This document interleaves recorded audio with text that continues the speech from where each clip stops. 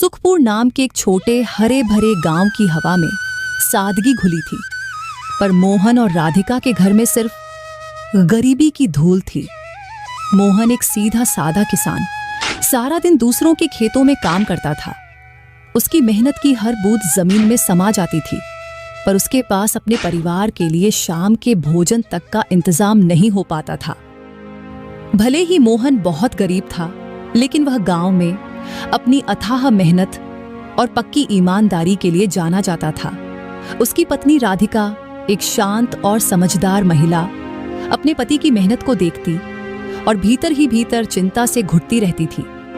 ऐसा कब तक चलेगा जी? कब तक हम हर रात भूखे पेट रहकर गुजारेंगे?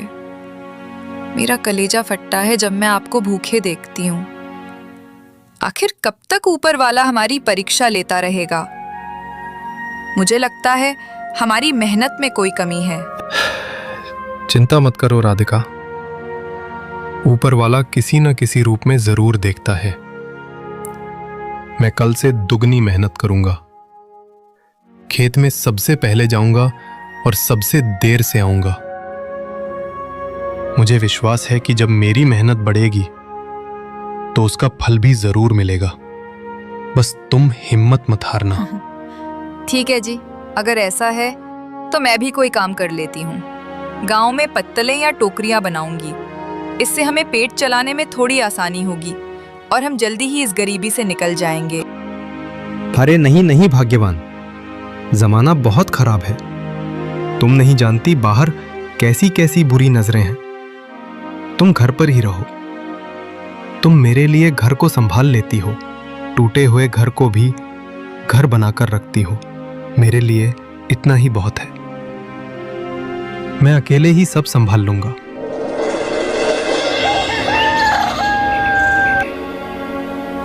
अगले दिन मोहन गांव के सरपंच, एक घमंडी और जालिम आदमी के घर गया। मोहन ज्यादातर उसी के खेतों में काम करता था। सरपंच अपनी ऊंची कुर्सी पर बैठा था। चेहरे पर अधिकार और तिरस्कार का भाव था। अरे सरपंच जी, मैंने आपके खेत का आधा काम आज सुबह तक निपटा दिया है। मुझे कुछ पैसों की बहुत सख्त ज़रूरत है। अगर आप थोड़े पैसे एडवांस के तौर पर दे देते तो बड़ी मेहरबानी होती, तो इस गरीब के घर में भी राशन आ जाता। मोहन, अभी काम खत्म भी नहीं हुआ और आ गए पैसे मांगने। तुम्हें पता नहीं कि एडवांस के नियम क्या होते हैं। जाओ और जाकर पूरा काम निपटाओ, पूरा हिसाब दो, फिर आना पैसे लेने। ऐसे काम नहीं चलता। सरपंच बहुत ही घमंडी और जालिम था। वह गांव के सभी गरीब किसानों को डरा धमका कर अपना काम करवा लेता था और उनकी मेहनत के पूरे पैसे कभी नहीं देता था। वह मोहन जैसे ईमानदार आदमी को नीचा दिखाकर मजा लेता था। वह जानता था कि मोहन चुपचाप चला जाएगा। मोहन ने कई बार सरपंच से पूरा पैसा देने को कहा था, पर सरपंच ने उसकी एक न सुनी। ठीक है सरपंच जी, मैं खेत पर वापस जाता हूँ। मोहन उदास होकर खेत की ओर चल पड़ा। उसके पेट में भूख की आग जल रही थी और सिर में अपमान का दर्द था। आज रात भी मुझे भूखा सोना पड़ेगा। क्या भगवान मेरे लिए यही चाहते हैं? मेरी मेहनत का कोई मोल क्यों नहीं है? यही बड़बड़ाते बड़बड़ाते मोहन खेत तक पहुंचा। उसने फिर से काम शुरू कर दिया, लेकिन अब उसके काम में भूख और निराशा की एक कड़वी धार थी। मोहन ने दिन भर काम किया और जब शाम को सूरज डूब चुका था, तब वह थके कदमों से अपने घर की तरफ चल रहा था। चलते चलते उसकी नजर अचानक रास्ते के किनारे पड़ी, एक चमकदार चीज पर। उसने पास जाकर देखा कि वह एक मोटे कपड़े का पोटला है जो मिट्टी में आधा दबा हुआ था। मोहन ने पोटला उठाया। उसने धीरे से पोटला खोला। उसके अंदर सोने की चमक थी। ढेर सारे सोने के सिक्के और छोटी छोटी ईंटें भरी थी। मोहन का दिल खुशी और अविश्वास से जोर जोर से धड़कने लगा।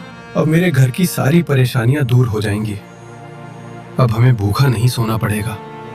लगता है आज भगवान ने मेरी सुन ली। मेरी ईमानदारी का फल मुझे मिल गया।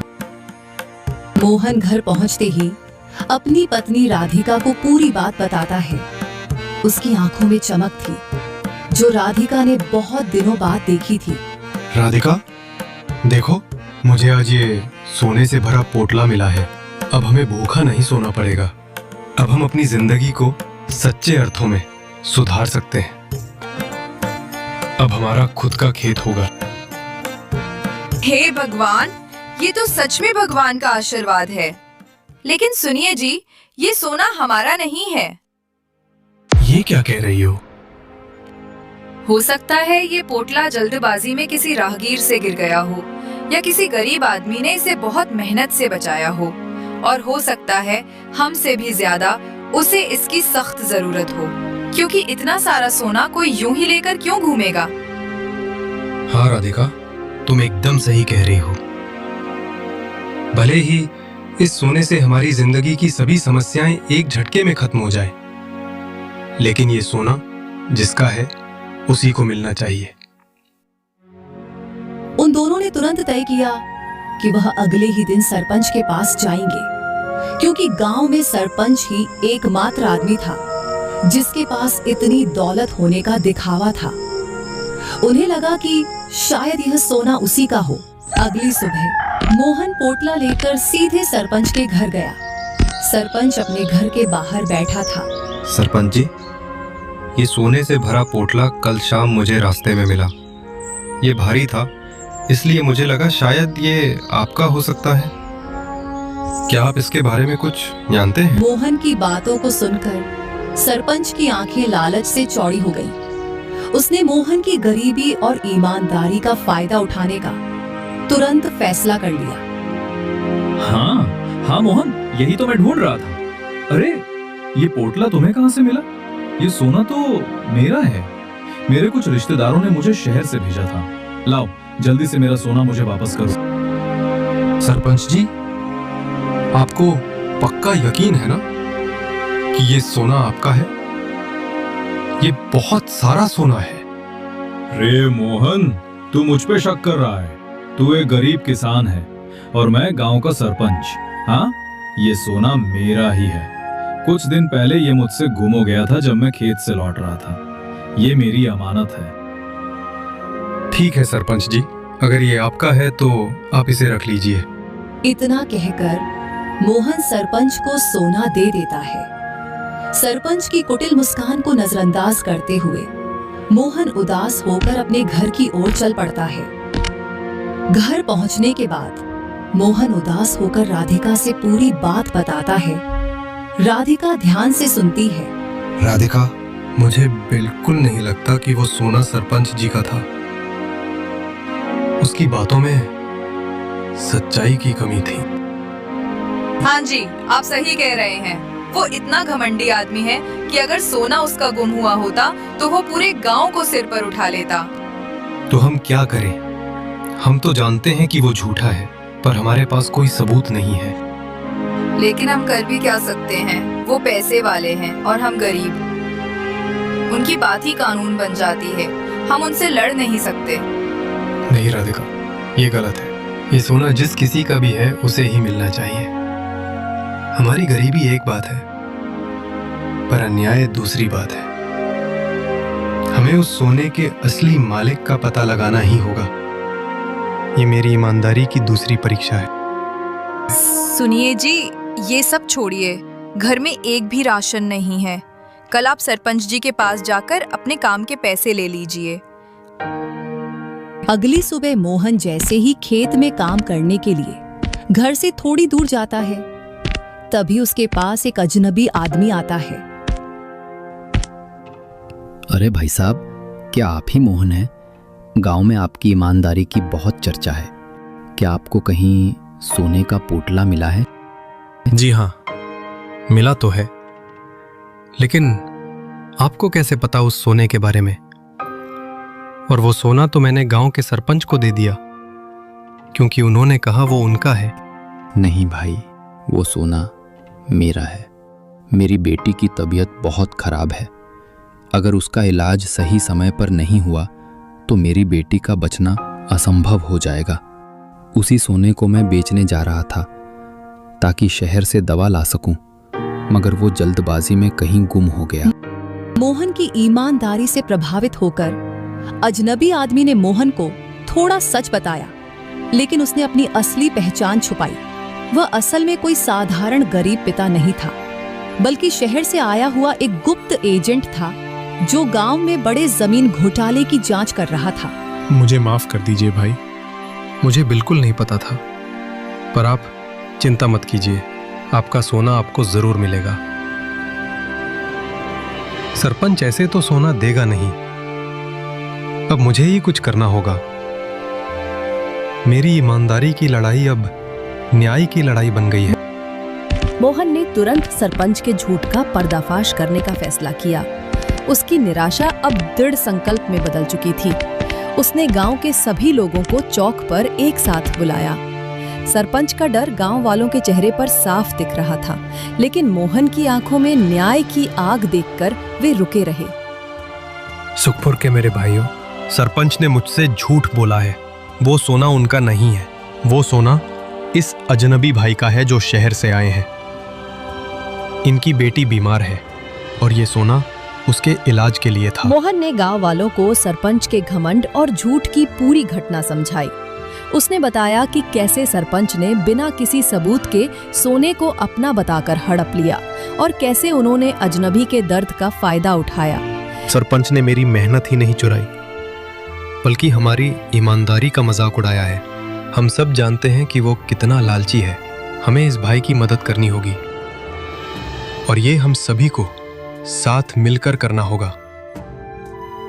क्या हम इतना अन्याय होते हुए देखते रहेंगे? तुम चिंता मत करो मोहन, हम सभी जानते हैं कि सरपंच कितना लालची है। उसने हम सबके पैसे मारे हैं। हाँ, इस बार हम चुप नहीं बैठेंगे। चलो हम सब साथ मिलकर उसके घर चलते हैं और उसे बताते हैं कि सुखपुर का मतलब क्या है।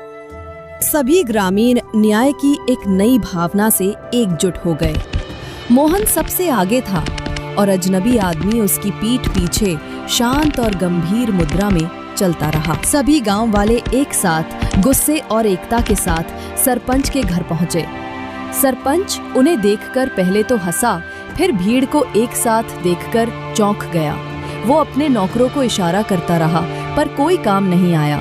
ये क्या तमाशा है? तुम सब यहाँ क्या कर रहे हो? अपने अपने काम पर जाओ, वरना मैं तुम सबको गांव से बाहर निकाल दूंगा। सुनिए सरपंच जी, जो सोना आपने मुझसे झूठ बोलकर लिया था उसे वापस कीजिए। वो सोना इस अजनबी भाई का है जिसे उसकी बेटी के इलाज के लिए जरूरत है। सरपंच जी, अगर आपने ऐसा नहीं किया तो आज से कोई भी आपकी बात नहीं सुनेगा। हाँ, और ना ही अगली बार आपको कोई वोट देगा। आप अपनी ताकत खो देंगे। इतने सारे लोगों को एक साथ इतने गुस्से में देखकर सरपंच की भी बात समझ आ गई। उसे अपनी ताकत खत्म होती दिखी। वो जानता था कि अगर गांव वालों ने काम करना बंद कर दिया तो उसकी सारी जमीन और दौलत बेकार हो जाएगी। सोना खोना आसान था, लेकिन सत्ता खोना असंभव। मैं किसी के दबाव में नहीं आता। मैं तुम्हारी इस छोटी सी धमकी से नहीं डरता, लेकिन तुम सब इतना कह रहे हो तो ठीक है, मैं सोना वापस कर देता हूं। लेकिन मोहन, तुम्हें इसका हिसाब देना होगा। तुम्हें तुम्हारी ईमानदारी की कीमत चुकानी होगी। सरपंच ने अपने सहायक से सोना लाने को कहा और उसे लौटा दिया। सोना मिलने के बाद सभी गांव वाले वापस आ जाते हैं। मोहन भाई, आपका बहुत बहुत धन्यवाद। अगर आज आप नहीं होते तो मुझे मेरा सोना कभी वापस नहीं मिलता। आपने मेरी बेटी को एक नया जीवन दिया है। इतना कहकर अजनबी आदमी गहरी चुप्पी के साथ वहां से चला जाता है। मोहन भी अब चैन की सांस लेकर अपने खेत में काम करने के लिए चला जाता है। मोहन ने दोपहर तक सरपंच के खेत का बचा हुआ काम पूरी लगन से पूरा किया। अब हिसाब चुकाने का समय था। शाम को मोहन सरपंच के घर पहुंचा। सरपंच जी, आपके खेत का काम पूरा हो गया है। अब मुझे मेरे पैसे दे दीजिए। घर में राशन बिल्कुल नहीं है। मुझे राधिका के लिए राशन लाना है। पैसे? कैसे पैसे? कल जो मेरा सोना तुम सबने उस अजनबी को दिलवाया है, उसकी कीमत क्या है पता है? मैंने उस सोने के बदले तुम्हारे मेहनत के सारे पैसे रख लिए हैं। अब जाओ, यहां से निकलो। सरपंच जी, ऐसा मत कीजिए, यह अन्याय है। मेरी मेहनत के पैसे मुझे दे दीजिए। मेरे घर में खाने के लिए कुछ नहीं है। मोहन ने बहुत गिड़गिड़ाया, लेकिन सरपंच ने उसकी एक ना सुनी। वो बस हंसता रहा। मोहन उदास होकर अपने घर लौट आता है। उसने राधिका को पूरी बात बताई। आप चिंता मत कीजिए जी, भगवान आखिर हमें कब तक भूखा रखेंगे? उन्होंने हमारा साथ दिया है, वो हमें मरने नहीं देंगे। हमारी ईमानदारी ही हमारा सबसे बड़ा धन है। वो रात मोहन और राधिका के लिए भूख और अपमान से भरी थी। दोनों एक दूसरे का पेट बस झूठी तसल्ली की बातों से भर रहे थे। उन्होंने एक दूसरे की आंखों में देखा और बिना कुछ कहे उस मुश्किल रात को काटने का फैसला किया। रात का सन्नाटा गहरा हो चुका था। तभी उनके घर के बाहर अचानक शोर होने लगा। मोहन जैसे ही दरवाजा खोलकर बाहर निकला, तभी सरपंच घबराया हुआ और हाफता हुआ उसके पास आया। उसके चेहरे पर लालच नहीं, बल्कि एक गहरा डर था। मोहन, मोहन, क्या तुमने मेरे बेटे को कहीं देखा है? नहीं सरपंच जी, लेकिन क्या हुआ? मेरा बेटा रोज शाम को खेलने जाता था और रात होने से पहले घर वापस आ जाता था। लेकिन आज वो घर नहीं आया। मैंने अपने आदमियों से ढूंढवाया, पर वो कहीं नहीं मिला। गांव के सभी लोग बाहर आ गए। मोहन ने तुरंत अपनी पुरानी दुश्मनी को भूलकर मानवता दिखाई। आप चिंता मत कीजिए सरपंच जी, हम सब मिलकर आपके बेटे को ढूंढेंगे। हम सब एक गांव के हैं। सभी गांव वाले साथ मिलकर गांव के कोने कोने में ढूंढते हैं, लेकिन सरपंच का बेटा कहीं नहीं मिलता। अब सभी गांव वालों के साथ साथ सरपंच ने भी आशा छोड़ दी थी। देख लिया बेटा, भले ही तुम इस गांव के सरपंच हो, लेकिन बुरे कर्मों का फल सभी को भोगना ही पड़ता है। तुमने एक गरीब का हक छीना है। अब प्रकृति तुमसे तुम्हारा सबसे कीमती हक छीन रही है। आप सही कह रहे हैं काका। अगर मैंने बुरे कर्म ना किए होते तो आज मेरा बेटा मेरे पास होता। मैंने मोहन के साथ बहुत गलत किया। सभी गांव वाले बात कर ही रहे थे, तभी वहां मोहन सरपंच के बेटे को अपने साथ लेकर आता है। वो थका हुआ था, पर उसके चेहरे पर संतुष्टि थी। ये लीजिए सरपंच जी, आपका बेटा। कुछ शहर के बदमाश इसे उठाकर ले जा रहे थे। मैंने उन्हें देखा और उनसे लड़कर इसे वापस लाया हूँ। तुम्हारा बहुत बहुत धन्यवाद मोहन। तुमने मेरे बेटे की नहीं, मेरी जान बचाई है। धन्यवाद कहने की कोई ज़रूरत नहीं है सरपंच जी। बस आप सभी के साथ अच्छे से पेश आइए और गांव वालों के मेहनत के पैसे मत मारिए। यही सच्ची ईमानदारी है। मुझे अपनी गलती का एहसास हो गया है मोहन। मैंने तुम्हारे साथ और गांव वालों के साथ बहुत गलत किया है। तुमने मुझे दिखा दिया कि सच्चा धन क्या होता है। आज से मैं सभी से अच्छे से पेश आऊंगा और मोहन, अब मैं सभी के पैसे भी लौटा दूंगा। सरपंच मोहन को उसके काम के पूरे पैसे दे देता है और वहां से अपने बेटे के साथ चला जाता है। सभी गांव वाले भी अपने घर चले जाते हैं। मोहन और राधिका अपने पैसे और ईमानदारी की जीत के साथ चैन की सांस लेते हैं। अगली सुबह जब मोहन खेत में काम करने के लिए जा रहा था, तभी उसके पास वही अजनबी आदमी आता है जिसकी मदद मोहन ने कुछ दिन पहले की थी। अरे भाई साहब, आप यहाँ कैसे? और आपकी बेटी की तबीयत कैसी है? मोहन, अगर उस दिन तुमने मेरी मदद नहीं की होती तो आज सिर्फ मेरी बेटी ही नहीं बल्कि पूरे गांव का न्याय खतरे में पड़ जाता। अरे भाई साहब, अगर इंसान ही इंसान की मदद नहीं करेगा तो कौन करेगा? ये मेरा फर्ज था। मोहन, मैं तुम्हारी असाधारण ईमानदारी और न्याय की भावना से बहुत प्रभावित हुआ हूँ। तुम एक सच्चा किसान हो, इसलिए मैं तुम्हारे लिए एक छोटा सा उपहार नहीं बल्कि इनाम लाया हूँ। अजनबी ने उपहार के रूप में मोहन को काफी ज्यादा पैसे दिए और बोला, मोहन, इन पैसों से तुम अपने घर की समस्याओं का समाधान कर लो और आज के बाद तुम्हें दूसरे के खेत में काम करने की कोई ज़रूरत नहीं है। मैंने तुम्हारे गांव के सरपंच से कुछ उपजाऊ ज़मीन खरीदकर तुम्हारे नाम कर दी है। अब तुम उसी खेत में खेती करना। आपका बहुत बहुत धन्यवाद भाई साहब। मैं ये एहसान कभी नहीं भूलूंगा। इसमें धन्यवाद की कोई ज़रूरत नहीं है, ये तो तुम्हारी ईमानदारी का फल है।